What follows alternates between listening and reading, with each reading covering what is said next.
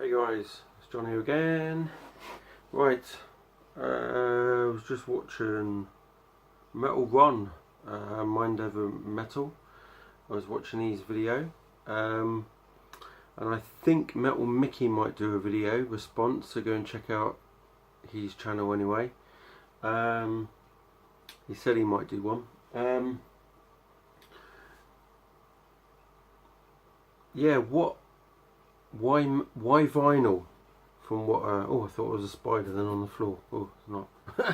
Why vinyl? I hope I can answer this right. I loved vinyl from a very sort of early age, or probably the age of 10, something like that. 10 or 11 when I first got I think my first vinyl record was Pour Some Sugar on Me 7" by Def Leppard, which I picked up at a jumble sale, and yeah, it hadn't been out for very long, and obviously I found a copy of it, a little bit, it weren't bad nick. I think I still own it, and I played it a hell of a lot. Pour Some Sugar on Me, and the B-side was I Want to Be Your Hero. And if you want to check out Clarko Vision's videos, Bev has just done her Def Leppard collection, and it's very cool. There's some cool things on there that I haven't got, and then I'm sure there's things that I've got she hasn't got. So yes, very cool. Go and check it out. She's, I think, part 4 or whatever now. Yeah, vinyl. I got more vinyl over there, obviously, which is my normal view for everybody who watches. I have the records facing, the covers facing forward, and then behind all of that is 7" singles. Yeah, I've always loved vinyl, but now I don't have the desire to want to collect every single band or every single vinyl record that a band has brought out these days.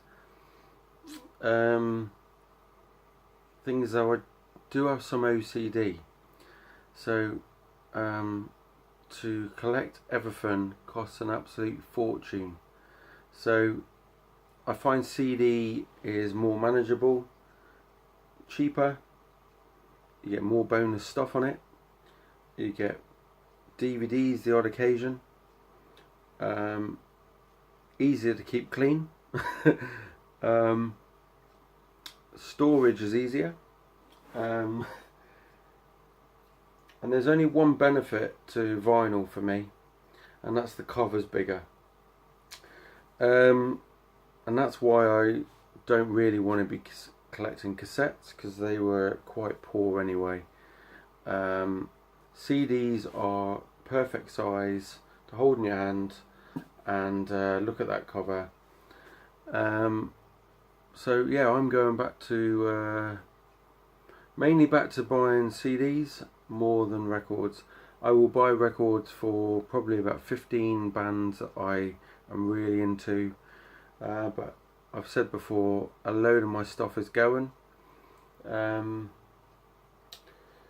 I'm more or less concentrating on getting singles, CD singles, 12" singles, vinyl and CD obviously, and all the other rare things that come with collecting certain bands.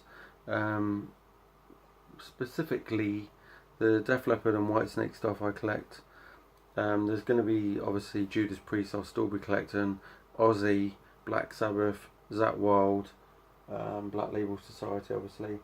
I will still be collecting Maiden and AC/DC, and who else we got? UFO and things like that, scorpions for sure. But I'll be collecting their rare stuff, you know, stuff that is not necessarily going to be released on a CD again or a record again,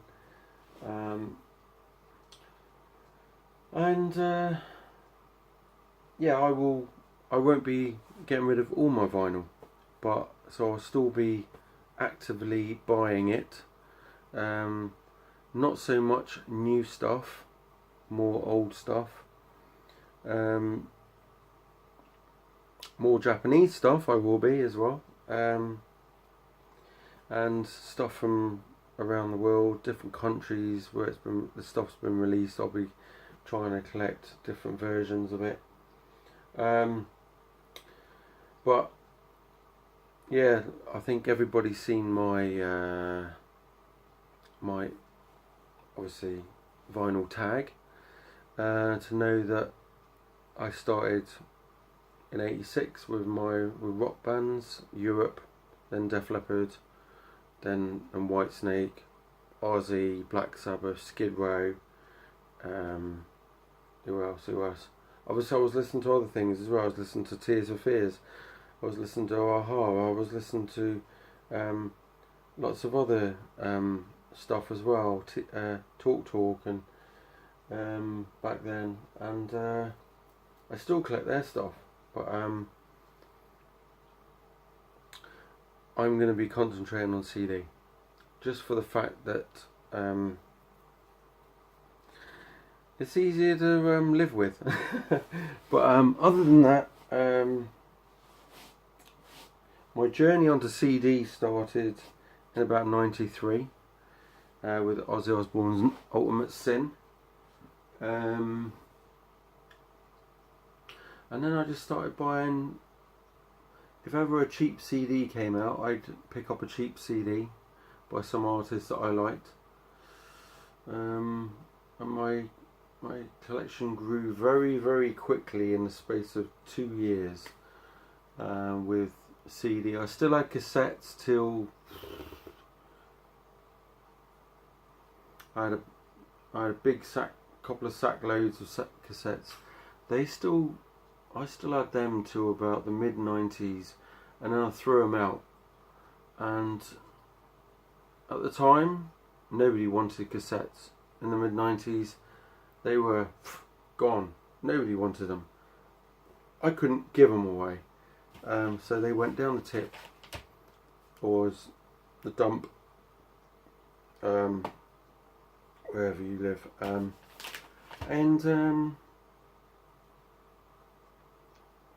And then I concentrated on still collecting vinyl from the mid-90s again. I used to buy second-hand vinyl. Obviously that was all that was around. But my CDs went through the roof, and I just was collecting. I think I was probably buying 5 CDs a week. Probably in the early, the early 2000s, I was buying probably 4 or 5 CDs a week. And then the early 2000s, it just spiraled up. Spiraled is not the right word. It just exploded. And through the 2000s, I was just on a CD binge. Whatever an artist brought out on CD, I bought it. Even if I hadn't heard it, because I didn't really watch YouTube or anything like that. I didn't check out eBay until 2004. But yeah, and I didn't even buy off of places like Amazon till I think just before our best record shop in Guernsey stopped trading. I started buying from Amazon. Otherwise I was buying local stuff, so there was a lot of bands that I couldn't get hold of the stuff, so But then I think it was about, I was still buying vinyl when I could get it second hand, and everybody else wasn't interested in vinyl. And I was thinking, okay, I wasn't fed up with vinyl then, I still loved it. But CDs were the main huge thing in my life. And then when 2012 came, I think I was spending about £1,000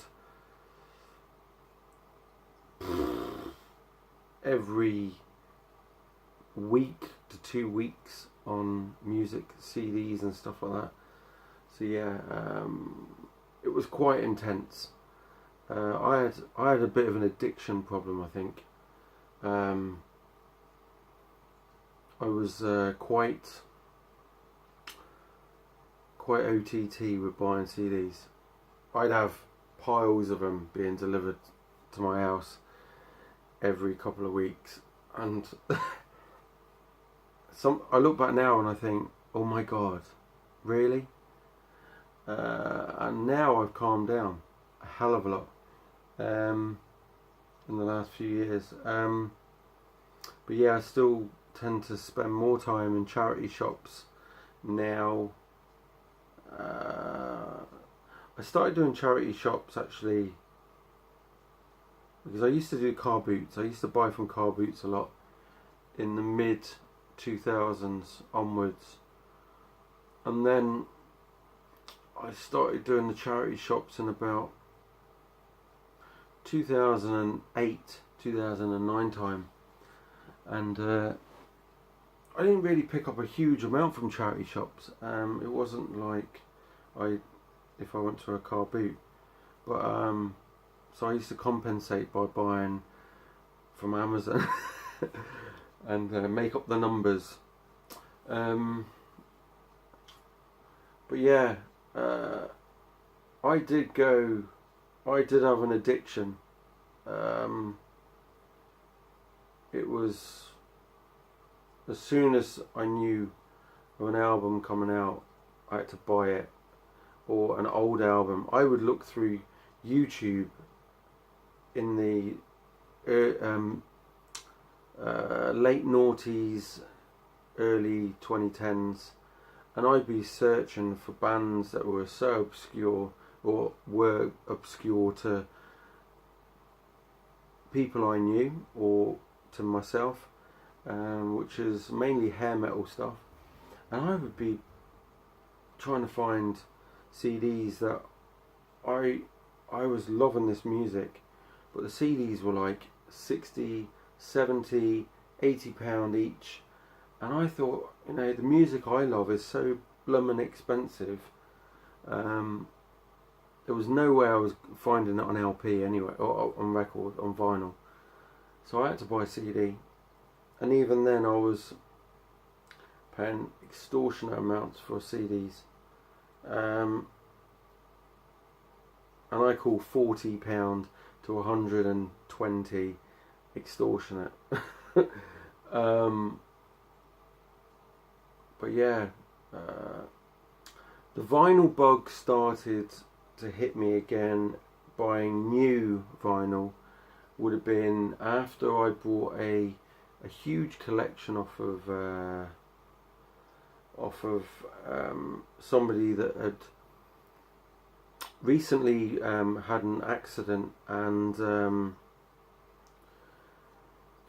just trying to think when this was 2013, and he recently had an accident and became paralysed from the neck down, and he had a vinyl collection of hard rock, metal, all the bands that we all love on the VC,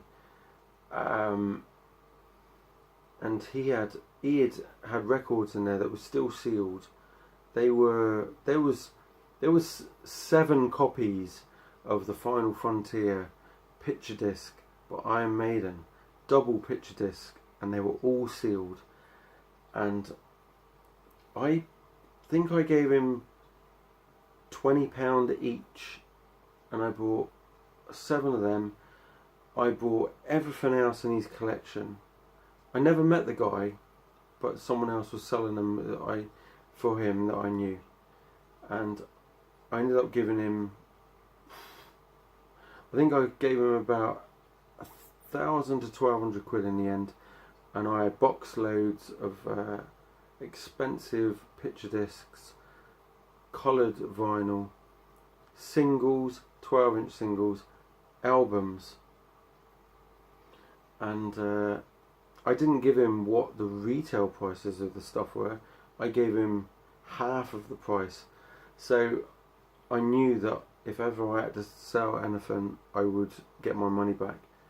And the guy was well chuffed with what I gave him. So, and you think one of them Final Frontiers now goes for £120 to 160 on eBay, and there's none cheaper, and that's the prices that they go for. I've seen them sell for that price. So yeah, £20 investment on one, and I had 7 in total. I still own 2 now. In about 2010, I think it was. No, it wasn't. It was 2012. One of my mates had a collection of about 6,000 vinyl, and I bought it all off of him. A lot of it was stuff that I wasn't into. I took out about 3,000 out of the collection, put it in my collection, sold some of it, sold all the others to the guy that now runs Vinyl Vaughns. He set up the shop with that, obviously a couple of years ago, and he sort of had it at a very good price, let's put it that way. And even though, you know, I don't really speak to the guy much anymore, yeah,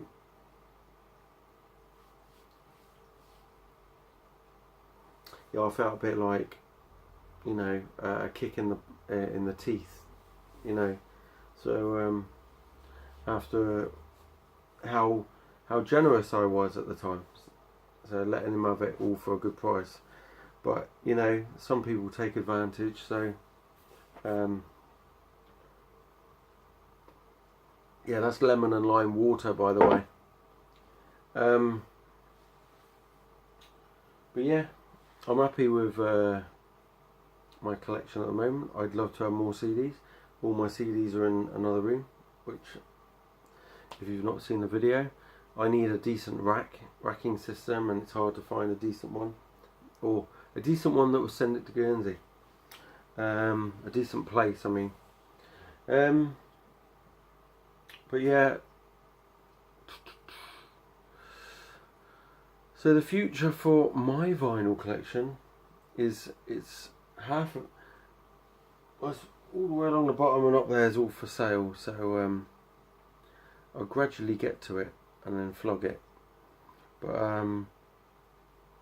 yeah, I'm just going to concentrate on the stuff I said, the main bands that I really love a huge amount. I do love all these other bands, but just to have one record, I'd sooner collect all of their stuff on CD and I can just put it in the car, and take up a little bit of room with their record, with their albums, instead of taking up like that much room, and not have all the hassle of records and the hassle that I've had with buying from Amazon as well, and always getting a record that's it's easy to drop a record and knacker it up big time straight away with one, and I'm so clumsy I do that.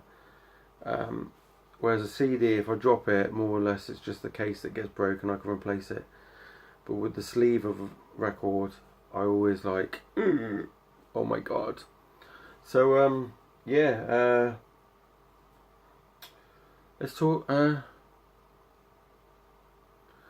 Yeah, I don't think there's anything else I really need to talk about on the vinyl side. I'm just saying too many times now, and Mike will pick up on it. He'll go, "John, stop saying You'll be counting them. Mike, is that place where we didn't go. It's 3 miles from Guernsey. It's called Herm. I said it again. Right. Yes. I've got a bloody table in the where the camera. Yeah, I did it again. Other than that, there's a few times I've nearly given up the old YouTube, but that's again. That's just how it goes. That's life interfering with your hobby. There's times where you can be a bit, and then other times you can be a lot, very in the mood to do stuff. I have days where I don't feel like doing my YouTube videos. Yeah, again. And there's days where I love doing it. And I'm still trying to work out video editing software to make my videos a bit more interesting. I get told that my videos can be a little bit professional. Well, not professional, but quite good. And I'm like, are you serious? But yeah, no, I don't think so. Yeah, that word again. It'll be taking the mickey out of me and counting how many times, and I bet you at the end, I bet you it'll tally up. Someone will tally up how many times I said in this video. But yeah, I'm going. So from me to you and to the VC, or whatever the hell it's called these days. I always say that now, because I don't know what it is. Is it the VC? Has somebody renamed it? Because every now and again I hear somebody going, and hello, what music community? And I'm like, what? Was I not invited to the party? So yeah, it's always going to be the VC to me, even when I am showing CDs more. But yeah, so yeah, I'm going to stop blabbering and go and make a nice cold water drink. So that's quite metal, isn't it? See you later.